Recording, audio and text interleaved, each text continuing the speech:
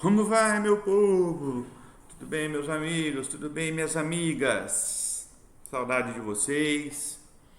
Mais uma segunda de aula, mais uma segunda de Direito Administrativo, esta matéria tão importante nesses tempos de pandemia, tão aplicável nesses tempos de pandemia. Quem de vocês aí já percebeu que o direito administrativo de fato é uma das matérias mais importantes nesses tempos atuais? Muito do que nós falamos está sendo praticado diariamente pelos administradores públicos. Então, por isso que essa matéria está na crista da onda, está na moda.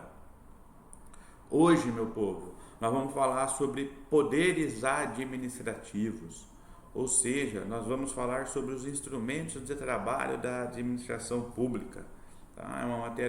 É um tema bastante importante, é um tema de suma importância para nós, estudantes do direito administrativo. Lembrando que eu sempre falo que o direito administrativo é, um, é uma cadeia de continuação.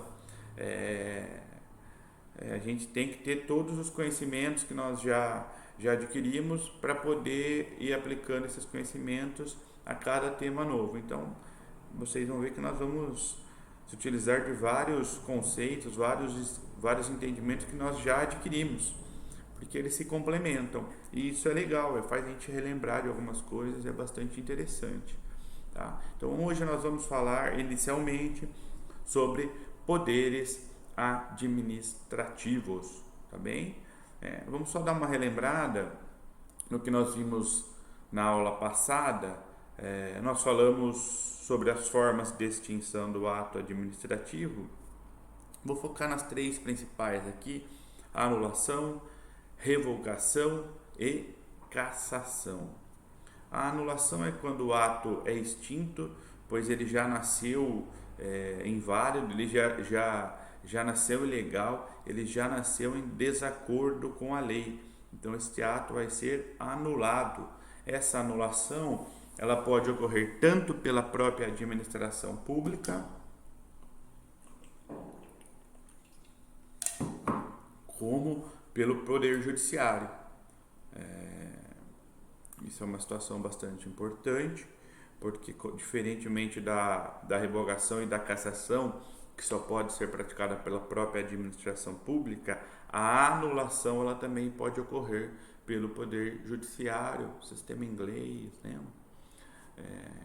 Então, está vendo? As coisas se complementam. O Poder Judiciário, no caso da anulação, ele pode atuar. Se um ato é praticado de maneira ilegal pela administração pública, este ato administrativo ele pode ser anulado pelo Poder Judiciário. Já na revogação, o ato administrativo ele é extinto, pois a sua manutenção ela deixa de ser conveniente e oportuna. Então, este ato administrativo simplesmente ele é revogado. Tá certo, gente? Já na cassação, o ato administrativo ele é extinto, pois o seu beneficiário deixou de descumprir alguns dos requisitos para sua manutenção. Então, este ato administrativo ele é extinto pela cassação. Tranquilo, gente? Era só para dar uma relembrada aqui nos nossos conhecimentos adquiridos na aula passada, porque o que importa para nós hoje são os poderes administrativos. Para início de conversa, vamos falar de algumas características dos poderes administrativos para nós, enfim, passarmos a verificar tipo por tipo de poder existente na nossa doutrina. Primeira característica, eu já falei para vocês, os poderes administrativos eles são instrumento de trabalho da administração pública, ou seja, é através desses poderes que o administrador público ele exerce a função administrativa, pois esses poderes, como o próprio nome diz, oferem diversas prerrogativas para a administração, para fim de que ela possa desenvolver a atividade administrativa. Então, eles são de suma importância para o administrador público, para a administração pública em geral, certo? Então, a primeira característica dos poderes administrativos é que eles são instrumentos de trabalho da administração pública. Por isso, eles também são prerrogativas da administração pública. Eles são poderes inerentes da administração pública. Eles estão ligados à administração pública de maneira inseparável. Quando eu penso em administração pública, eu penso em poderes administrativos. Esses poderes estão ligados ao administrador de maneira inseparável, são prerrogativas da administração pública. E por serem prerrogativas, eles são irrenunciáveis. Ou seja, o administrador público, ele não pode abrir mão deste poder. Ele não pode renunciar a este poder administrativo, pois esse poder ele está intrinsecamente ligado à administração pública. Por tal motivo, o administrador ele não pode chegar e falar: olha, eu não quero exercer o poder de polícia neste caso. Até porque uma outra característica dos poderes administrativos é a obrigatoriedade do seu exercício. Ou seja, o administrador público ele tem o dever de realizar, de exercer esse poder administrativo.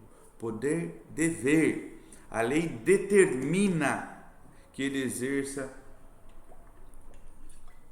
este poder administrativo, até porque é através dele que o administrador público realiza todos os atos administrativos que eles devem realizar no dia a dia da administração. Então, os poderes administrativos eles devem ser exercidos pelo administrador público de maneira obrigatória. Ele não pode escolher não exercer este poder administrativo. A sua execução é obrigatória por parte do administrador público. Uma outra característica dos poderes administrativos é aquela característica conhecida por nós, da linha vertical. A supremacia impera sobre os poderes administrativos, a supremacia do interesse público sobre o particular. Lembramos, aquela linha vertical, a administração pública está sempre acima do administrado, tendo em vista a supremacia do interesse público sobre o particular. Existindo um conflito entre o interesse público e o particular, em regra, o que se sobressai é o interesse público. Essa característica é muito importante nessa esfera dos poderes administrativos, porque é com base nessa característica que esses poderes em si são aplicados, tá certo? A administração pública ela tem a responsabilidade de tutelar o interesse público e sobrepô-lo sobre os interesses particulares, sobrepô-lo, os interesses públicos. O interesse público ele está acima do interesse particular. Tranquilo, gente? Então, as características dos poderes administrativos: instrumento de trabalho da administração pública, prerrogativas da administração pública, inerentes à administração pública, ou seja, eles estão ligados de maneira inseparável à administração pública. Esses poderes eles são irrenunciáveis. Esses poderes eles devem ser exercidos pelo administrador de maneira obrigatória. O administrador público ele tem o dever de exercer esses poderes esses poderes administrativos, até porque impera sobre os poderes administrativos aquela velha máxima conhecida por nós: a supremacia do interesse público sobre o particular. Essas características elas são muito importantes. Eu gosto de falar uma por uma dessas características, a fim de que nós possamos formar um conceito sobre os poderes administrativos. Lembrando, não é para decorar, nem o professor decora, tá? A gente estuda, guarda e se apega aos principais. Numa hora de uma prova, nós vamos lembrar, óbvio que nós vamos ter estudado antes. Quem trabalha com isso no seu dia a dia, óbvio, fica mais fácil, porque você revê todas essas características diariamente, mas é importante nós formarmos um conceito. Juntando todas essas características, nós formamos um conceito que para nós é muito importante, tá? Mas não é para decorar. Qual que é o conceito com essas características que nós formamos sobre os poderes administrativos? Vamos lá.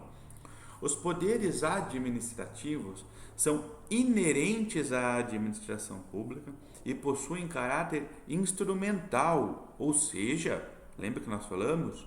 São instrumentos de trabalho essenciais para que a administração pública possa desempenhar suas funções atendendo sempre, gente, o interesse público. E olha o que nós falamos lá como uma característica.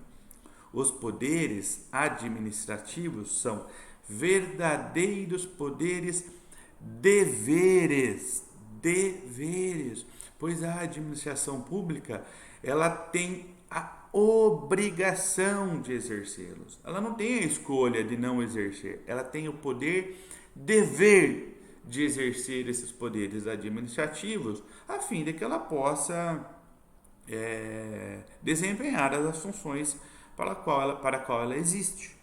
Sempre com base na supremacia do interesse público sobre o particular, linha vertical. E quais são esses poderes administrativos, professor?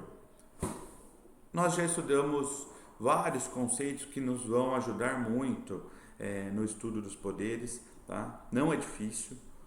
Eu vou falar um por um agora, mas no próximo vídeo nós vamos detalhá-los um a um, tá? Mas os poderes administrativos são o poder vinculado, o poder discricionário, o poder hierárquico, o poder disciplinar, o poder regulamentar e o poder de polícia.